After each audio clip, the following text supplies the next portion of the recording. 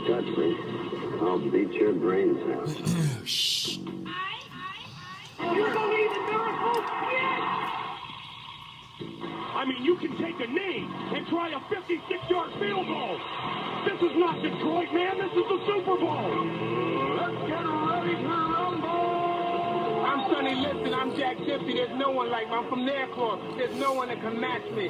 My style is impetuous. My defense is impregnable. And I'm just ferocious. I want your heart. I want to eat his children. Down goes Fraser. Down goes Fraser.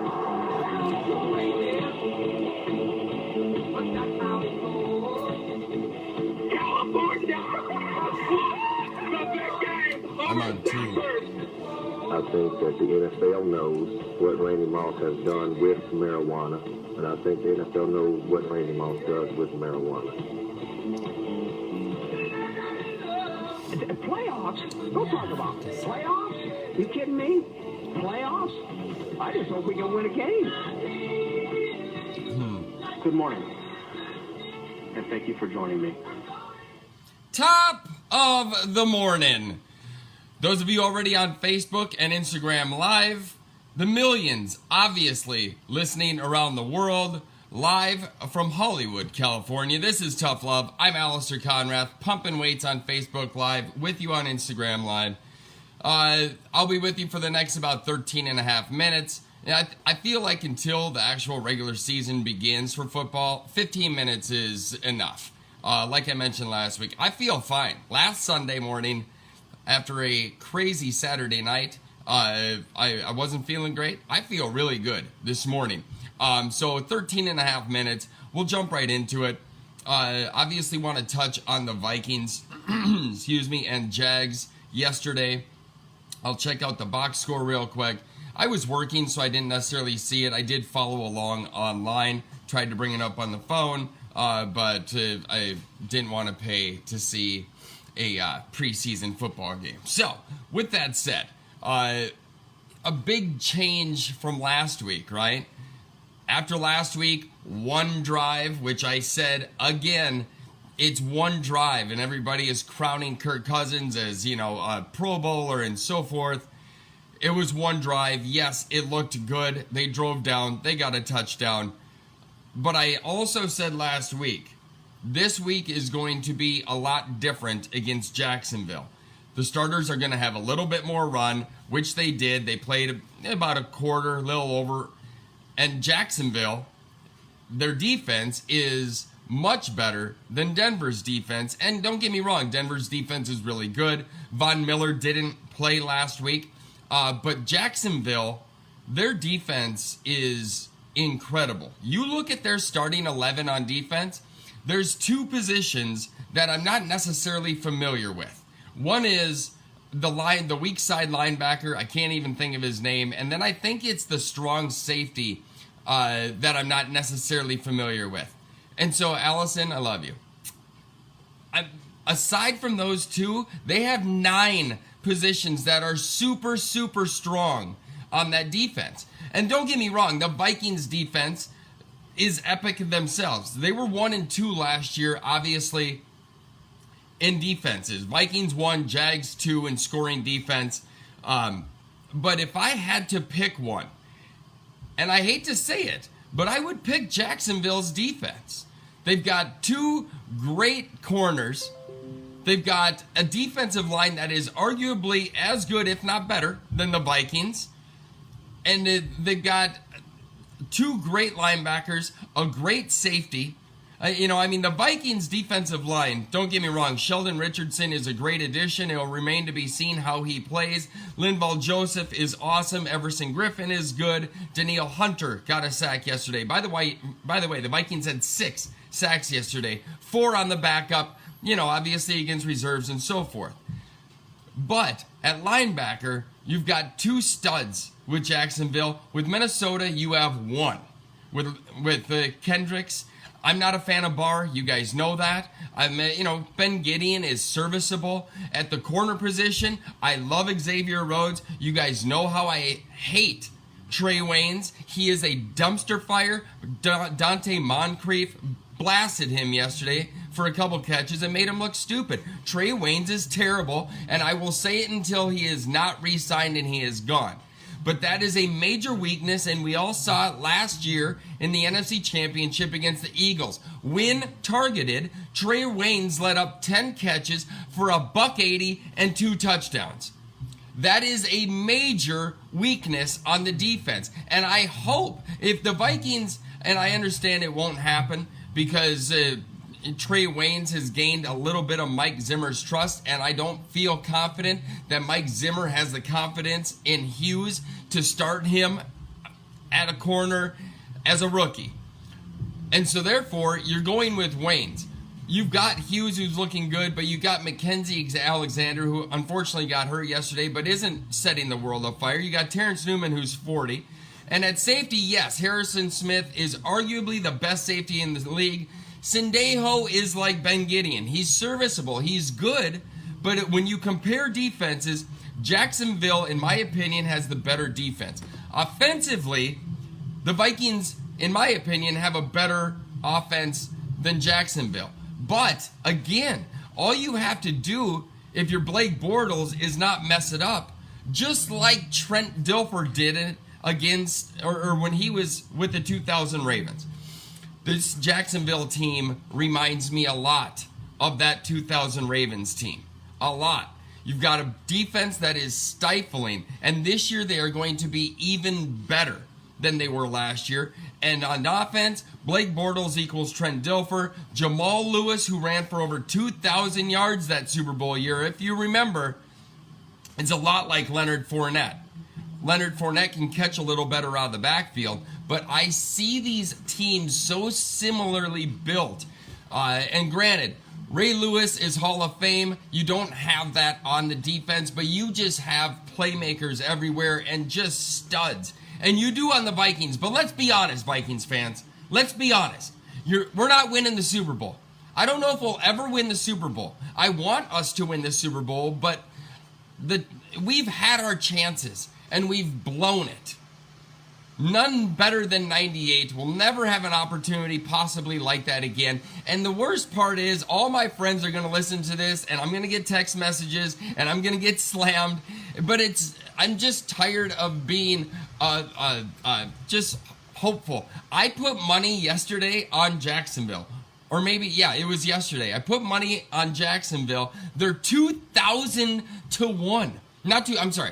They're a plus 2,000. So meaning if you put $10 on Jacksonville, you're going to get $200. So I put $50 on Jacksonville with a chance to win $1,000.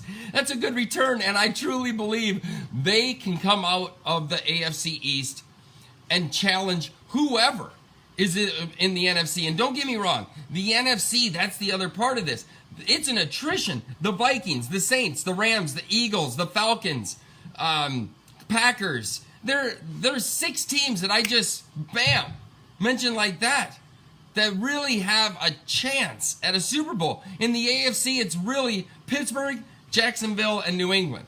And obviously New England, it's stupid to bet against New England. They're probably going to be there, but Jacksonville is legit. And if Blake Bortles can be playoff Blake Bortles, this team could be unstoppable. So I'm not surprised at the Vikings' lack of offense yesterday. Again, they're going up against a great defense. And let's not forget, the Vikings were down 4 linemen, 4 starters. They had 1 starting offensive lineman from last year, and that's Riley Reif at left tackle. Other than that, all 4 were out. They were out. So you're going up against, you got a makeshift offensive line, and you're going up against arguably the best defensive line in all of football. Of course you're not going to do well. That's okay. I mean, Kirk Cousins, 3 of 8, 12 yards. Mind you, it was 1 quarter. Who is to say that you don't adjust, you don't change up things on the fly, and all of a sudden maybe the second half is it's it's not out of the question. Again, it's a second preseason game. You're going up against a great defense. You know, my biggest concerns are Trey Waynes, who I've always said is a concern, and I hate him. Latavius Murray put the ball on the ground twice yesterday. On his first carry, luckily it was recovered by Danny Isadora, who was hauling ass. I think it was Isadora, down to get the fumble. But Latavius Murray got strip sacked by Malik Jackson and loses the second fumble. So that is of concern, especially when you have two running backs. And again, it's preseason, but Mike Boone and Rock Thomas, I'm telling you right now, running back, unless you have a stud, and we obviously haven't seen Dalvin Cook yet, but let's all hope Dalvin Cook is just Dalvin Cook, right? But Latavius Murray is getting paid. And granted, I think he took a little bit of a pay cut to be with the Vikes this year. But Mike Boone and Rock Thomas both look good. Good enough that they could possibly be on an NFL roster. If not the Vikings, somewhere. And I'm not talking practice squad. Mike Boone looks really, really good. And again, 13 carries, 91 yards against backups. I'm not saying he's the starter. I'm not saying Rock Thomas is a starter. But Rock Thomas last week had over 100 all-purpose yards in the first half and a touchdown or two. What I'm saying is if Latavius Murray, just by chance, in the third preseason game, I don't know if he'll play the fourth or not. I have a feeling it'll just be the Mike Boone and Rock Thomas show for the fourth and final preseason game if the Vikings really have to make a decision. But if Latavius Murray, who I have a feeling is going to get quite a bit of run in the third preseason game this week, and I think it's against Seattle at home. If he gets run 2 or 3 quarters and he puts the ball on the ground even one more time, I would, as a coach and owner, think about, I'm paying Latavius Murray money, and don't get me wrong, he looks sleek, he looks elusive. But at the same time, Mike Boone is solid. He is a he's a built dude who can not only run between the tackles, but can catch the ball out of the backfield. And we saw what Rock Thomas can do as a Jerick McKinnon type of guy last week. So there's a part of me that says, hey, Latavius, if you cannot hold on to the football, we've got 2 guys who are legit backs behind you who don't cost as much as you do. So for me, that is something that is a real possibility. Again, more than anything, the offensive line. And we saw this 2 years ago as Vikings fans.